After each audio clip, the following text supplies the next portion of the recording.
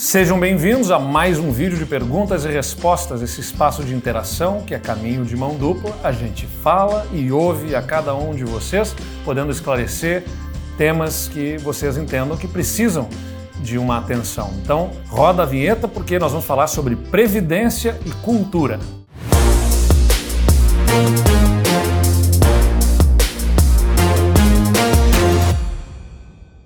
A primeira pergunta vem do Carlos, que diz: Eduardo Leite. Quando fala nome e sobrenome, às vezes não é coisa boa, né? Ele diz: eu nunca votei em ti, mas agora eu vejo a necessidade de fazer isso por um bem maior, o povo do Rio Grande do Sul. Porém, antes eu preciso saber o que tu fizeste pela cultura e o que tu pretendes fazer no teu próximo governo. Bom, Carlos, obrigado por estar disposto aí a vir conosco nessa eleição. Eu sei muito bem da responsabilidade que eu tenho. E um dos temas que eu me sinto especialmente responsável é pela cultura, que nos proporciona aqui, antes de mais nada, destacar como é que a gente vê a cultura. Cultura não pode ser o que o governante quer que ela seja. Antes de mais nada, é algo que emana de forma absolutamente livre da população, do povo. Não pode ser controlada ideologicamente por um governo de plantão. O governo precisa lançar os instrumentos, as ferramentas, os recursos para poder ajudar que essa cultura que emana do povo seja forte, vigorosa e que possa, inclusive, ter os resultados econômicos que tem, porque tem toda uma economia da cultura, né? De gente que trabalha, que se dedica, que se envolve, não apenas dos artistas, mas também de tudo aquilo que por trás dá suporte, né, a espetáculos, atividades culturais nas suas diversas formas de expressão. E é importante destacar que no nosso governo nós aumentamos os recursos da Lei de Incentivo à Cultura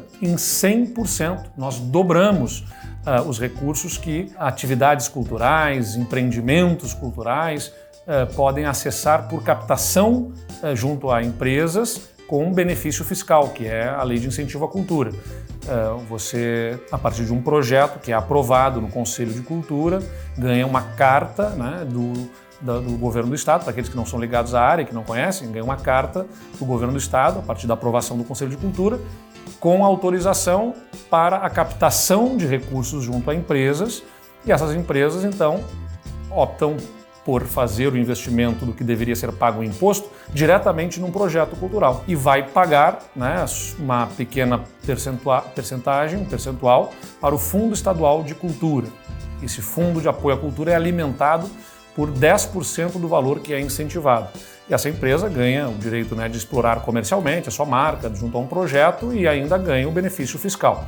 A gente aumentou de 35 milhões para 70 milhões de reais, o que pode ser alcançado a projetos incentivados pelo governo do estado. E conseguimos ampliar muito a execução também do Fundo de Apoio à Cultura, que estava girando lá perto de 3 milhões para 30 milhões de reais neste ano de 2022. Então, as ferramentas de fomento, de incentivo, elas estão aí sendo reforçadas pelo governo do estado. Além disso, o governo do estado tem colocado muitos recursos para dar mais dignidade aos nossos equipamentos culturais, museus, por exemplo, como o Museu Arqueológico de Taquara, o Museu Histórico Farroupilha lá em Piratini, a Casa de Bento Gonçalves em Cristal, entre outros museus e equipamentos culturais que o governo do estado tem e que estavam sem receber investimentos, que agora recebem investimentos para qualificar a sua museografia, a estrutura desses museus. Também fizemos um edital para os municípios apresentarem projetos de museus e o governo do estado está financiando o Museu da Cidade em Pelotas, o Museu Histórico das Missões lá em Santo Ângelo, entre outros museus que o estado está financiando com recursos próprios nessas cidades.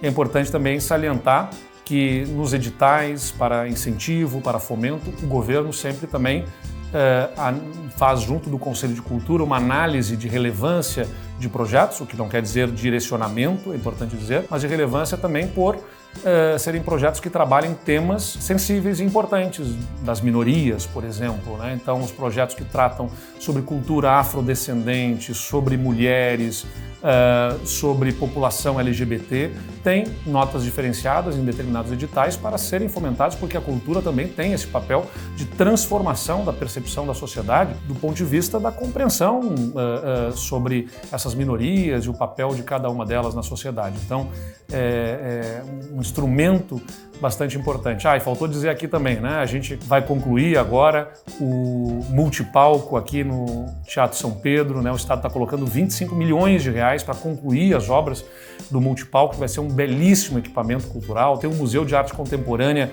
se estabelecendo também no 4º Distrito aqui em Porto Alegre para ajudar dentro de toda aquela atmosfera que o 4º Distrito se propõe a ser e está cada vez mais sendo, ajudar na criatividade, né, a criar todo um ambiente que estimule a partir da cultura também a nossa economia, porque quanto mais efervescente a nossa cultura, mais encontros provocativos, vamos dizer assim, entre pessoas de diferentes visões de mundo, o que nos ajuda a criar coisas novas e isso economicamente tem impacto. Eu aposto muito na valorização da cultura como instrumento de transformação para muito além do entretenimento, para algo que efetivamente provoca, instiga e gera um ambiente melhor, inclusive para a economia no nosso estado. A próxima pergunta vem da Ana, que diz: governador, a minha mãe contribuiu a vida toda para a Previdência Estadual e não entendeu muito o porquê da necessidade dessa reforma que foi feita no seu mandato. O senhor poderia explicar de forma simples qual a necessidade de fazê-la? Ana, não sei se consigo ser simples e objetivo por um tema que é tão complexo, mas o fato é o seguinte: o Rio Grande do Sul tem o maior déficit previdenciário proporcionalmente à população no Brasil. O que eu quero dizer com isso? Para quem também não é da área. O déficit é aquilo que falta para pagar os aposentados depois que o servidor e os servidores já pagaram a sua parte como servidores, a sua cota de contribuição, e que o Estado pagou a sua cota como patrão. Ainda faltavam lá no primeiro ano de governo, quando assumi, R$1 bilhão por mês para pagar todas as aposentadorias. Eram 12 bilhões de reais o déficit, ou seja, para além da contribuição, não é para pagar os salários todos, é o que faltava para pagar tudo. O Estado tinha que aportar, portanto, 12 bilhões de reais do seu orçamento para o pagamento das aposentadorias ao longo do ano. Proporcionalmente à população, isso dá mais de R$1.000 por habitante, como se cada gaúcho, né, tivesse que aportar, pensando que é dinheiro público, mais de R$1.000 por ano para o pagamento das aposentadorias todas dos servidores estaduais. Em média, os outros estados giram em torno de R$400 a R$500 per capita, né, por habitante nesse déficit. Com as reformas, a gente conseguiu reduzir isso para 9 bilhões de reais. Ainda continua sendo o maior déficit proporcionalmente à população, mas agora não mais de R$1.000, R$1.100, mas sim de R$800 por habitante, o que a gente está falando de déficit previdenciário. Ainda é alto, mas nos ajuda a fazer com que a gente consiga ter mais recursos para garantir o pagamento em dia dos servidores, reduzir impostos e conseguir fazer investimentos em outras frentes. Um dos desafios do Rio Grande do Sul é que nós temos aqui, por exemplo, eu comparo com o estado do Paraná.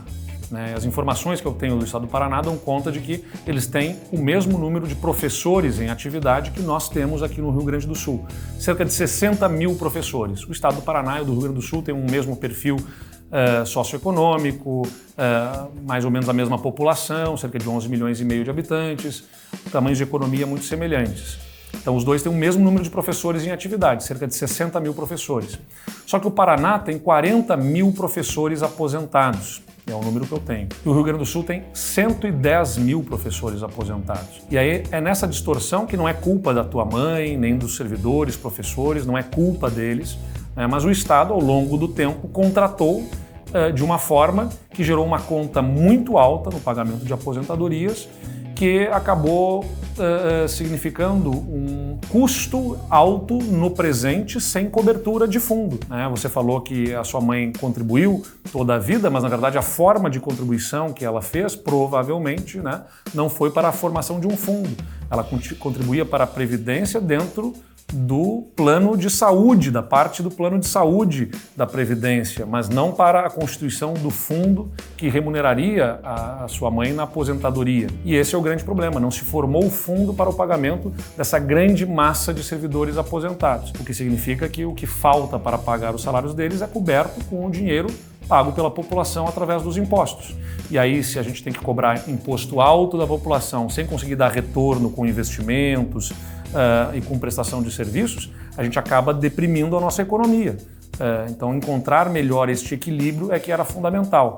Eu sei que não é simpático, não é algo que dê prazer a um governante fazer, mas era essencial para que a gente pudesse colocar as contas em dia, organizar o Estado e assim poder voltar a fazer investimentos com impostos um pouco menores, de forma a buscar animar a nossa economia para que volte o Estado a ter perspectiva de futuro, com investimentos, geração de emprego, o que é fundamental, inclusive para que a gente tenha economia que gere receita para o Estado pagar a aposentadoria da tua mãe e de todos os outros servidores. Então, é uma lógica um tanto complexa, mas em síntese, o custo da Previdência no Estado, no total, é mais alto do que nos outros estados. A proporção de servidores inativos, os aposentados sobre servidores ativos aqui, é também provavelmente a maior do Brasil, né? Nós temos mais servidores aposentados do que servidores em efetiva atividade e tudo isso gera para o Estado um custo na folha de pagamento que é maior com aposentados do que com servidores em atividade.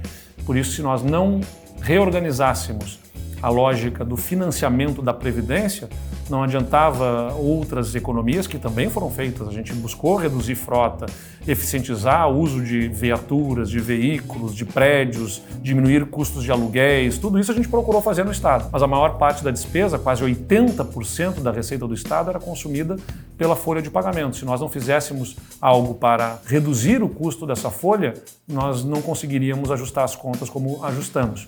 E agora a gente consegue fazer até revisão salarial dos servidores, além de pagar em dia, fazer revisão salarial, inclusive em proveito dos servidores aposentados. E é o que a gente pretende manter pelos próximos anos, manter as condições de fazer essa revisão que repõe a inflação, que recupera poder de compra, mas mantendo sempre o Estado com as suas contas em ordem. Estas as perguntas deste vídeo, temas importantes, né? A questão previdenciária e a questão da cultura.